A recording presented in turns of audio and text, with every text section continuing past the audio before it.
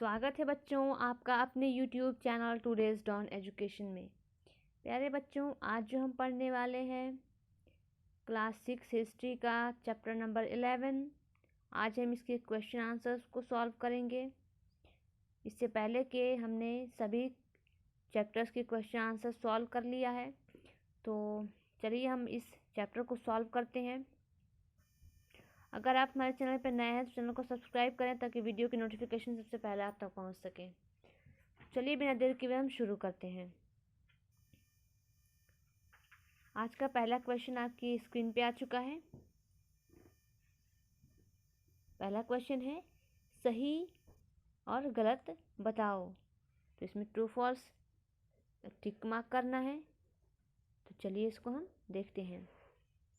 हरिशेन ने गौतमी पुत्र श्री सातकर्णी की प्रशंसा में प्रशस्ति लिखी। तो ये है हमारा फॉल्स।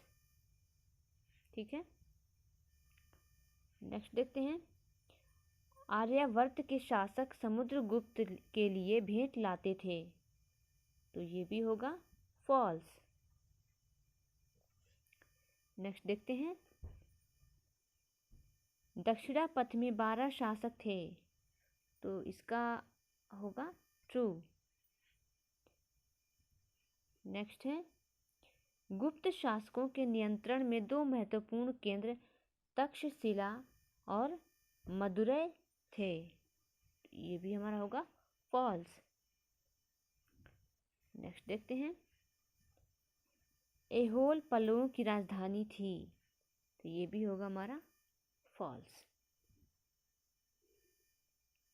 नेक्स्ट है दक्षिण भारत में स्थानीय सभाएं सदियों तक काम करती रहीं। तो ये होगा ट्रू। तो चलिए नेक्स्ट क्वेश्चन पे चलते हैं।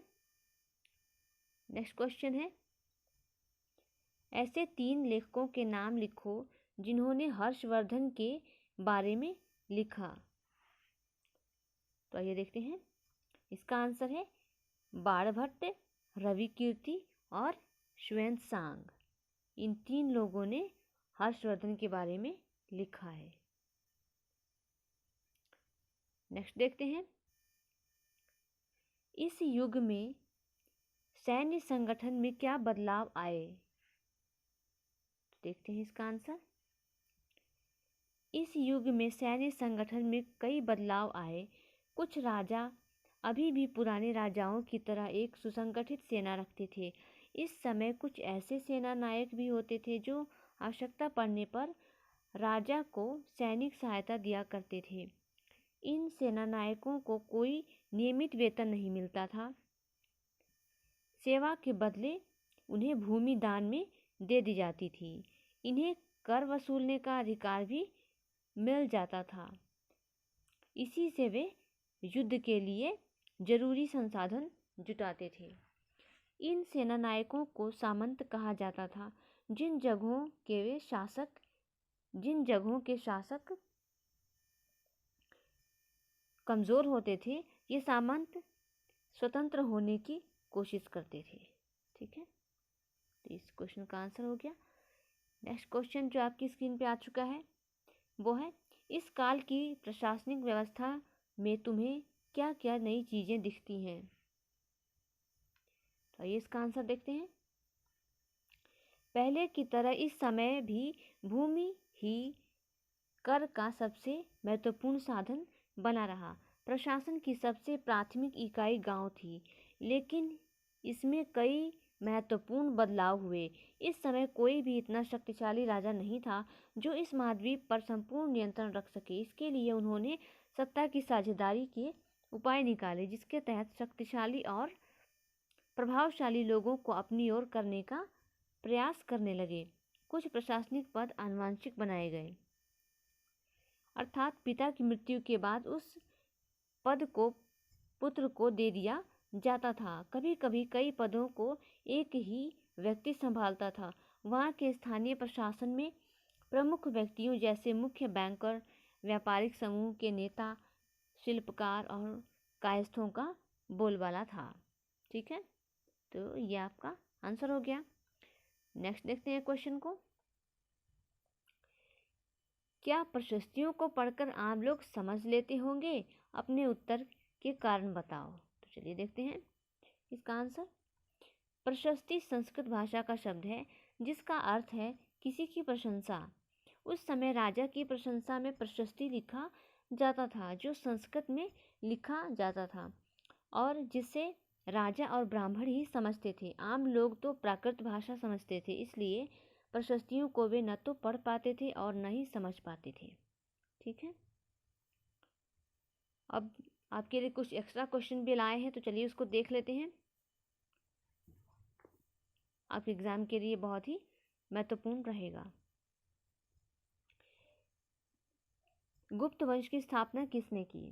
तो इसका आंसर है चंद्रगुप्त ने, चंद्रगुप्त मौर्य ने। ठीक है, मौर्य भी इसमें आप ऐड कर लीजिएगा।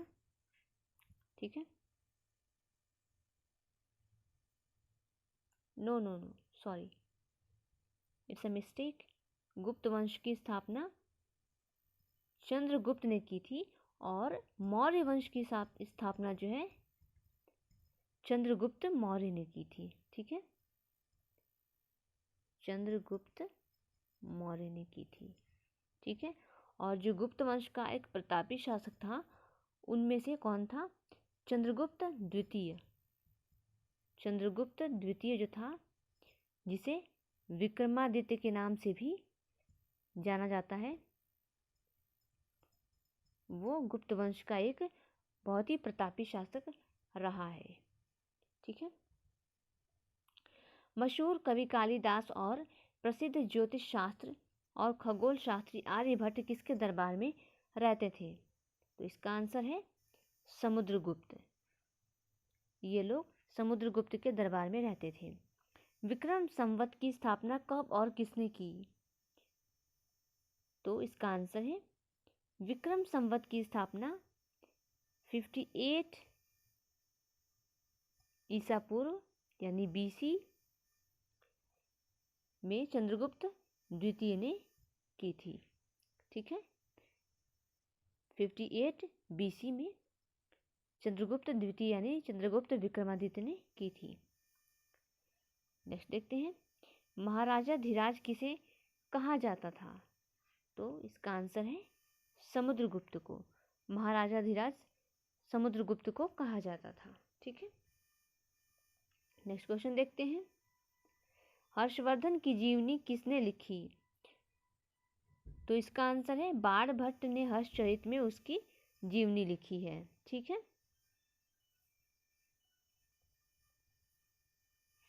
नेक्स्ट क्वेश्चन है, दक्कन की तरफ राज्य का विस्तार करने के क्रम हर्षवर्धन को किसने रोका? राज्य का विस्तार करने में यानी दक्षिण की तरफ राज्य का विस्तार करने में हर्षवर्धन को किसने रोका? तो इसका आंसर है चालुक्य नरेश पुलकेशिन द्वितीय ने। चालुक्य के राजा पुलकेशिन द्वितीय ने हर्षवर्धन को रोका था, जैसा कि हमने चैप्टर में भी पढ़ा था। ठीक है, अगर आपने वो वाला वीडियो नहीं देखा है तो आप प्लेलिस्ट में जाकर देख सकते हैं। नेक्स्ट देखते हैं, पल्लवों की राजधानी कहाँ थी? तो इसका आंसर है कांचीपुरम में। कांचीपुरम में पल्लवों की राजधानी थी। नेक्स्ट देखते हैं, चालुक्यों की राजधानी कहाँ थी? तो इसका आंसर है ऐहोल। चालुक्यों की राजधानी ऐहोल थी। ठीक है, ऐहोल।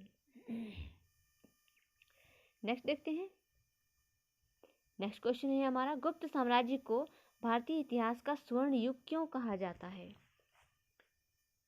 तो इसका आंसर है